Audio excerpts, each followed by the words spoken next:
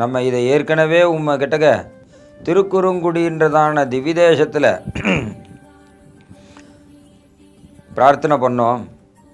தேவலும் அன்னைக்கு சத்தியம் பண்ணி கொடுத்தீர், எல்லா ஜீவன்களையும் நான் காப்பாற்றுறேன், அகம் ஸ்மராமி மத்பக்தம் அப்படின்னு சத்தியம் பண்ணி கொடுத்தீர். இப்போ கிருதயுகம், திரேதாயுகம், துவாபரயுகம், கலியுகத்தில் ஜனங்களுடையதான ஒரு நிலை மோசமான நிலைமையில் இருக்குது. இவால் கண்டிப்பாக ரட்சிக்க வேண்டியது நமக்கு கடமை. ஏன்னா எது தர்மம் எது அதர்மம் அப்படின்றதான புரிஞ்சிக்கக்கூடியதான ஒரு நிலைமையிலேயே யாருமே இல்லை. இப்போ கண்டிப்பாக தேவனுடையதான கிருபை ஏற்படணும் அப்படின்னு பூமாதேவியும் அந்த வராகனிடத்தில் பிரார்த்திக்கிறா. உடனே நம்ம விட நம்மளுடையதான நாமா சுலபமாக இந்த ஜீவன்களை ரட்சிக்கும் அப்படின்னு சொல்லி அந்த பகவன் நாமாக்களுக்குள்ள சிறந்ததுன்னு சொல்லும் பொழுது அஷ்டாட்சரம் துவயம் சர்ம ஸ்லோகம் அப்படின்லாம் எடுக்கிறா. இந்த அஷ்டாட்சரம் துவயம் சர்ம ஸ்லோகங்கள்லாம் மந்திரமாக அமைஞ்சிருக்கு.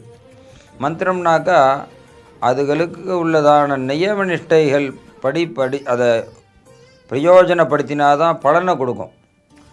ஒரு உயர்ந்த சக்தி உள்ளதான ஒரு மாத்திரையாக இருந்தால் கூட அந்த வியாதிக்கு அவன் எடுத்துக்கலான்னா கூட அந்த பாடி கண்டிஷனுக்கு அந்த மெடிசன் அவனுக்கு எடுக்குமா அப்படின்றத நம்ம பார்த்துட்டு தான் யூஸ் பண்ணணும்.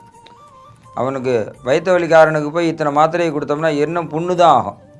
அந்த மாதிரி இன்றைக்கி இருக்கக்கூடியதான கலியுகத்தில் நதிகளில் ஜலங்கள்லாம் மாறுதலுக்கு உட்படுறது, குளங்கள்லாம் மாறுதலுக்கு உட்படுறது.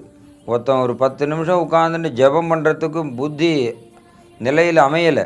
பலவிதமான கஷ்டங்களுக்கு நடுவில் உட்காண்டிருக்கான்ற சமயத்தில் மந்திரமானது ஆச்சார அனுஷ்டானங்களுக்கு உட்பட்டதான மந்திரங்கள் நமக்கு இப்போ ரட்சிக்க முடியாது. அதனால் நாமாவாக இருக்கக்கூடியதான கோவிந்த நாமம், அந்த கோவிந்த நாமமே ஜெகத்ரக்ஷணத்துக்கு ஹேதுவானது அப்படின்றத ஏற்கனவே ஆண்டாள் சொல்லியிருக்கா. அந்த ஆண்டாள் சொன்னதான வார்த்தையை சிரமேற்கொண்டு அந்த வராகமூர்த்தியானவர் அந்த கோவிந்த நாமமே உருவெடுத்ததாக இருக்கக்கூடியதான ஸ்ரீனிவாச தயாம்போதே பரிவாக பரம்பராம்னு அந்த திருவேங்கடமுடையானுடையதான திவ்ய திருமேனி நம்ம பார்க்கும்போது என்ன தோன்றுறது அப்படின்னாக்கா கோவிந்தான்னு சொல்லக்கூடியதான ஒரு நிலைமை. ஸ்ரீனிவாசான்னு சொன்னால் அது ஒரு விதம்,